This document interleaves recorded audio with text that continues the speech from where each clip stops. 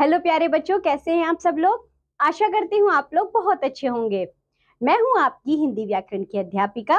हिंदी व्याकरण की कक्षा में आप सभी का स्वागत है। तो बच्चों, आज का हमारा विषय है अनेक शब्दों के लिए एक शब्द। आइए इन्हें पढ़ते हैं।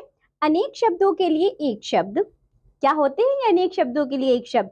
जैसे कि पाठ में आपने पढ़ा होगा, रवि लंगड़ाकर चलता था, इसलिए भोलू उसे लंगड़ा कहकर मजाक उड़ाता था। इसका अर्थ है वह व्यक्ति जो लंगड़ा कर चलता है उसे लंगड़ा कहते हैं।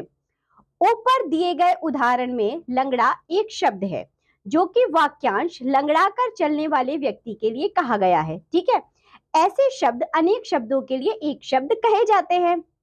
देखिए जरा, अब पाठ में दिए गए वाक्यांशों को भली प्रकार समझते हुए पढ़िए।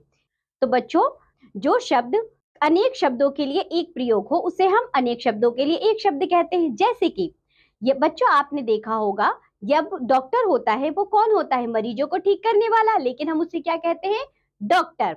इसी तरह बच्चों, मरीजों की देखभाल करने वाली क्या कहलाती है, नर्स, लेकिन हम सिर्फ नर्स कहते हैं ना उसको। यानी कि कई शब्दों के लिए जो एक शब्द प्रयोग हुआ वह कहलाया हमारा, क्या कहलाया बच्चों, वह कहलाया हमारा अनेक शब्दों के लिए एक शब्द। इसी तरह बच्चों, जो डाकिया होता है वह कौन होता है, घरों में चिट्ठी बांटने वाला।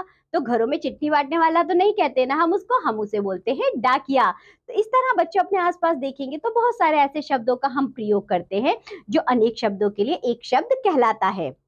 आइए इन्हें पढ़ते हैं और दिए गए वाक्यांशों के लिए एक शब्द। जैसे कि वर्ष में एक बार होने वाला वार्षिक, तो वहीं महीने में एक बार होने वाला मासिक।